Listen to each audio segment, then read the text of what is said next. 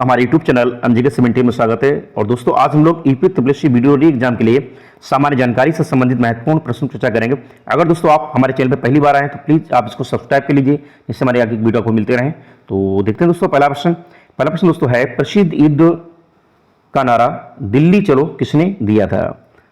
तो दोस्तों दिल्ली चलो का नारा सुभाष चंद्र बोस ने सिंगापुर में दिया था और उन्होंने 1944 में इस नारे का प्रयोग भारतीय राष्ट्रीय सेना INA को प्रेरित करने के लिए तब किया था जब INA ने बर्मा के खिलाफ अपना सैन्य अभियान शुरू किया था। तो यहां पे मेरा जो राइट आंसर दोस्तों है वो ऑप्शन बी सुभाष चंद्र बोस के द्वारा।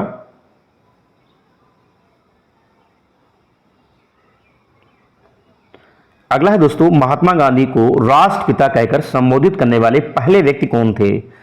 तो दोस्तों महात्मा गांधी को पहली बार सुभाष चंद्र बोस ने राष्ट्रपिता कहकर संबोधित किया था और उन्होंने जुलाई 1944 में रंगून रेडियो स्टेशन से एक संदेश प्रसारित करते हुए राष्ट्रपिता महात्मा गांधी कहा था, जबकि 12 अप्रैल 1919 को रविन्द्रनाथ टैगोर ने गांधी जी को महात्मा कहकर संबोधित किया था।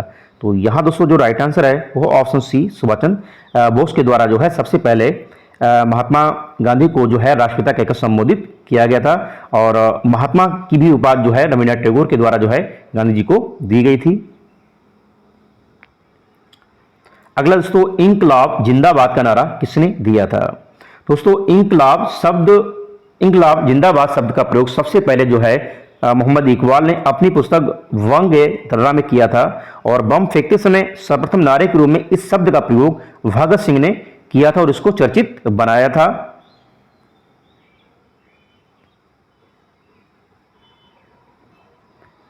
अगला है दोस्तों, देशबंधु किसे कहा जाता है? तो दोस्तों देशबंधु चित्तरंजन दास को कहा जाता है और देशबंधु चित्तरंजन दास सुभाष चंद्र बोस के राजनीतिक गुरु थे। अगला दोस्तों, भारत में भारत कोकिला नाइटिंगेल ऑफ इंडिया के नाम से किसको जाना जाता है?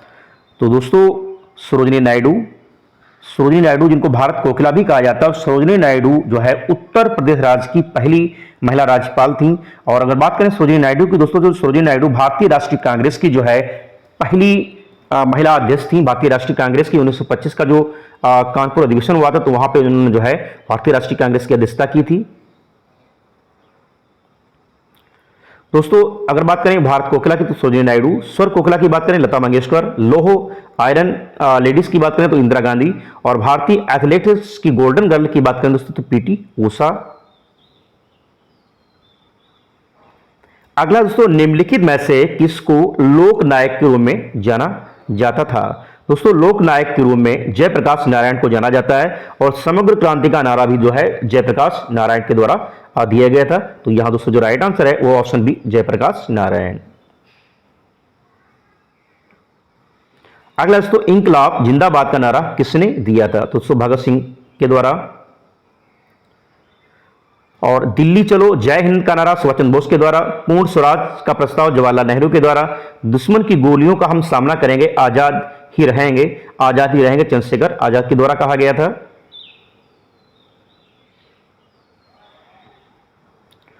अगला दोस्तों, किस स्वतंत्रता सेनानी ने महात्मा गांधी को पहली बार राष्ट्रपिता कहकर संबोधित किया था? तो सुभाष चंद्र बोस के द्वारा।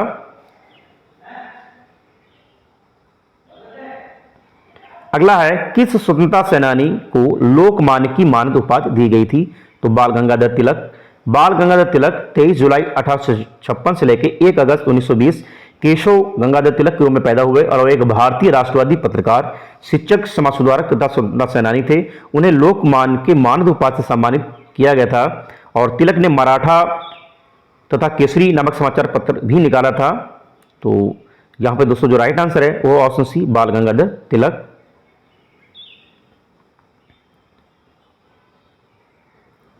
अगला है दोस्तों, गांधी जी ने रविन्द्रनाथ टैगोर को प्रेम से क्या उपाधि दी थी? तो गुरुदेव।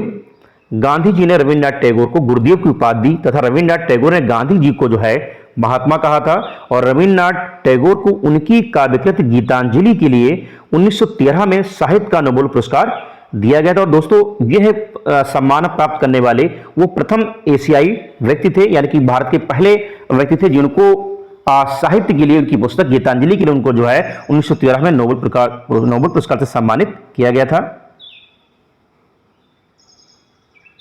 अब दोस्तों ब्रिटिश कालीन स्थापत्य के बारे में हम लोग जान लेते हैं। ऐतिहासिक विक्टोरिया पार्क, जिसे अब जंग आजादी पार्क का नाम दिया गया, कहां पर स्थित है दोस्तों? मेरठ। ऐतिहासिक विक्टोरिया पार्क, जिसे अब जंग आजादी का नाम दिया जाता है, ये उत्तर प्रदेश राज्य के मेरठ में स्थित और विक्टोरिया मेमोरियल कोलकाता तथा बहादुर शाह पार्क बांग्लादेश में स्थित है। अगला है दोस्तों, नई दिल्ली का मुख्य वास्तुविद एवं डिजाइनर कौन था? तो दोस्तों एडविन लुटियंस। पहले अंग्रेजों की राजधानी कलकत्ता थी दोस्तों, और लेकिन वहां पर व्याप्त अराजकता के कारण ब्रिटिश सरकार द्वारा भारत की राजधानी कलकत्ता से दिल्ली 1912 में स्थानांतरित की गई थी और राजधानी के लिए दिल्ली को विकसित करना था, जिसके लिए अंग्रेज डिजाइनर सर एडविन लुटियंस तथा सर हार्वर्ड बेकर को यह कार्य सौंपा गया था। अगला दोस्तों, अवध के निम्नलिखित में से किस नवाब ने लखनऊ में बड़ा इमामबाड़ा बनवाया था? तो अशोक उद्दौला। बड़ा इमामबाड़ा वर्ष 1784 में अवध के चौथे नवाब अशोक उद्दौला के द्वारा बनवाया गया था और यह 1784 में हुए एक बड़े अकाल के लिए राहत परियोजना के एक हिस्से के रूप में बनाया गया था। लखनऊ का बड़ा इमामबाड़ा इस जगह के सबसे प्रसिद्ध स्मारकों में से एक है। अगला दोस्तों देखते हैं, सरकार के निम्नलिखित में से किस अधिनियम के कारण बंबई से सिंध प्रांत का निर्माण हुआ था? तो दोस्तों भारत सरकार अधिनियम 1935 के द्वारा जो है बंबई से सिंध प्रांत का निर्माण 1937 में हुआ था और इस अधिनियम के द्वारा बर्मा भारत से पूर्णतः अलग कर दिया गया था। अगला है दोस्तों, राष्ट्रवाद की पहली स्पष्ट अभिव्यक्ति निम्नलिखित में से किस क्रांति के साथ हुई थी? तो दोस्तों फ्रांसीसी क्रांति। राष्ट्रवाद की पहली स्पष्ट अभिव्यक्ति जो है 1789 में फ्रांसीसी क्रांति के साथ हुई थी और फ्रांसीसी क्रांति के बाद फ्रांस के साथ साथ विश्व में राजनीतिक और संवैधानिक परिवर्तनों की शुरुआत हो गई थी और इस क्रांति का नारा था स्वतंत्रता, समानता और बंधुत्व। अगला है दोस्तों, प्राचीन इतिहास में अंडा के ऊपर हर्मिका थी, एक बालकनी जैसी संरचना जो देवताओं के निवास का प्रतिनिधित्व करती थी। हर्मिका से एक मस्तूल निकलता था जिसे कहते थे। तो दोस्तों यहां पे हमारा जो राइट आंसर दोस्तों है वह है ऑप्शन सी, EST। दोस्तों प्राचीन इतिहास में स्तूप की उत्पत्ति पृथ्वी के एक साधारण अर्ध गोलाकार टीले के रूप में हुई थी जिसे बाद में अंडा कहा गया और अंडा के ऊपर छज्जा जैसी संरचना हर्मिका थी जो देवताओं के निवास का प्रतिनिधित्व करती थी और हर्मिका से उत्पन्न एक मस्तूल था जिसे EST कहा जाता था। अगला दोस्तों है मिलान कीजिए। तो दोस्तों देखते हैं, बात करें दोस्तों इंडियन नेशनल आर्मी की, तो इसकी स्थापना 1943 में रास बिहारी बोस एवं सुभाष चंद्र बोस के द्वारा की गई थी। गदर पार्टी की दोस्तों बात करें तो 1913 में लाला हरदयाल एवं सोहन सिंह वाकने के द्वारा की गई थी। मित्र मेला की दोस्तों बात करें तो 1899 में विनायक दामोदर सावरकर के द्वारा। होम रूल लीग की बात दोस्तों बात करें तो 1916 में एनी बेसेंट के द्वारा। अगला दोस्तों निम्नलिखित से किस क्रम में भारत आए? तो बात करें दोस्तों फायान की, तो फायान एक चीनी यात्री था जो 399 से लेकर 414 समय के बीच में चंद्रगुप्त विक्रमादित्य के समय भारत आया था और फायान के द्वारा एक पुस्तक लिखी गई थी फोक्यू की। बात करें ह्वेनसांग की, जिसको युवान चांग भी कहा जाता है, जो 629 से लेकर 645 ईस्वी के बीच हर्षवर्धन के शासनकाल में भारत आया था और ह्वेनसांग के द्वारा जो है एक पुस्तक लिखी दोस्तों थी, वो दोस्तों थी। उसके बाद दोस्तों बात करें टॉमस रो की, तो ये 1615 से लेकर 1619 के बीच में आया था जहांगीर के समय में। और ह्वेनसांग ने दोस्तों जो पुस्तक लिखी थी उसका नाम था CU की। फायान के द्वारा फोक्यू की, ह्वेनसांग के द्वारा CU की। अगला दोस्तों इनमें से किसे भारत के ग्रैंड ओल्ड मैन के नाम से जाना जाता है? दोस्तों दादा भाई नौरोजी को उनके कार्यों के सम्मान में भारत का ग्रैंड ओल्ड मैन या भारत का वयोवृद्ध या भारत का वय पितामह कहा जाता है और इनके द्वारा वर्ष 1851 में रहे नुमाई मजदायशन सभा तथा 1866 में ईस्ट इंडियन एसोसिएशन की स्थापना की गई थी और दादा भाई नौरोजी को वर्ष 1886, 1893, 1906 में कांग्रेस का अध्यक्ष चुना गया था। और इनकी जो प्रसिद्ध पुस्तक दोस्तों जो है वो है poverty and British rule in India. सबसे इन्होंने जो है सबसे पहले राष्ट्रीय आय का अनुमान भी लगाया था। धन निष्कासन का सिद्धांत, ड्रेन थ्योरी भी इनके द्वारा दिया गया था। तो दोस्तों दादा भाई नौरोजी जिनको भारत का वयोवृद्ध कहा जाता है।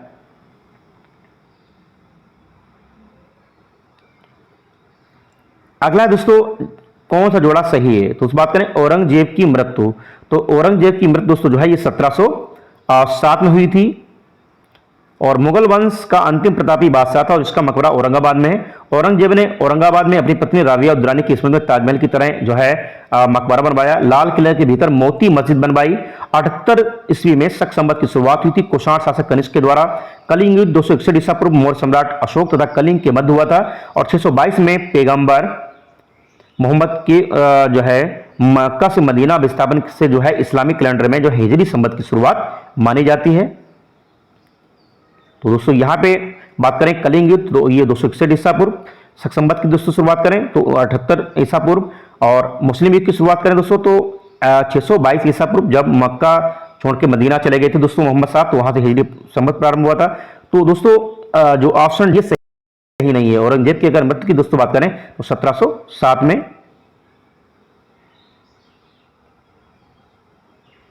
अगला दोस्तों, भारत में शासन करने वाले दिए गए शासकों का काल क्रमानुसार सही क्रम क्या था? तो दोस्तों इल्तुतमिश की बात करें तो ये मामलुक वंश का था 1211 से लेकर 1236 तक। अलाउद्दीन खिलजी की दोस्तों बात करें तो खिलजी वंश से संबंधित था 1296 से लेकर 1316 तक। शेरशाह सूरी की दोस्तों बात करें तो सूर वंश से संबंधित था 1540 से लेकर 1545 तक। अकबर की दोस्तों बात करें तो मुगल वंश से संबंधित था और 1556 से लेकर 1605 तक इनका कार्यकाल रहा। अगला है एशिया का सबसे बड़ा मसाला बाजार निम्नलिखित में से किसे माना जाता है? तो खारी बावली दिल्ली। 17वीं शताब्दी से प्रचलित खारी बावली पुरानी दिल्ली का ऐतिहासिक फतेहपुर मस्जिद के निकट स्थित है। और खारी बावली का उद्घाटन शेरशाह सूरी के पुत्र इस्लाम शाह के शासनकाल के दौरान हुआ था। और ये एशिया का सबसे बड़ा मसाला बाजार है जहां पर स्थानीय और विदेशी दोनों प्रकार के मसाले मिलते हैं। अगला दोस्तों, निम्नलिखित घटनाओं का सही क्रम क्या है? तो दोस्तों बात करें इलबर्ट बिल की। इलबर्ट बिल 2 फरवरी 1883 को लागू किया गया और इस बिल में सर पीसी इलबर्ट ने जाति भेद को दूर करते हुए यूरोपीय और भारतीय न्यायाधीशों के समान शक्तियां प्रदान की थी, जिसके कारण अंग्रेज इनके विरुद्ध हो गए थे और इसे इलबर्ट बिल विवाद कहते हैं। उसके बाद दोस्तों बात करें मार्ले मिंटो सुधार की, तो मार्ले मिंटो सुधार 1909 में पारित हुआ था और इसने 1892 के अधिनियम के दोषों को दूर करते हुए मुस्लिमों के लिए पृथक चुनाव मंडल की शुरुआत की थी। उसके बाद मार्च 1919 के रोलेट एक्ट की दोस्तों बात करें तो इसके अनुसार किसी भी संदेहास्पद व्यक्ति को जो है बिना मुकदमा चलाए गिरफ्तार किया जा सकता है। इसको ना कोई अपील, ना कोई दलील और ना ही वकील का कानून भी कहा जाता है। इसको काला कानून या अंधा कानून भी कहा जाता है। उसके बाद दोस्तों बात करें गांधी इरविन समझौता की, दोस्तों ये 5 मार्च 1931 को हुआ था गांधी जी और लॉर्ड इरविन के मध्य। और लास्ट क्वेश्चन दोस्तों है भारतीय स्वतंत्रता आंदोलन के दौरान 1932 में ग्रेट ब्रिटेन के किस प्रधानमंत्री ने सांप्रदायिक पुरस्कार की घोषणा की थी? तो दोस्तों जेम्स रैमसे मैकडोनाल्ड।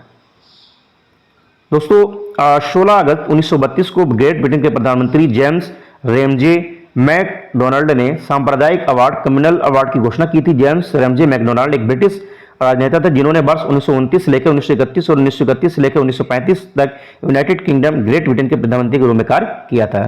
तो दोस्तों ये थे सामान्य जानकारी के महत्वपूर्ण प्रश्न जो आने वाले वीडियो एग्जाम के लिए काफी लाभप्रद होंगे। अगर दोस्तों आपको हमारा वीडियो अच्छा लगा तो प्लीज वीडियो को लाइक कीजिए, शेयर कीजिए, चैनल को सब्सक्राइब कीजिए। मिलते हैं दोस्तों नेक्स्ट वीडियो में। Thank you.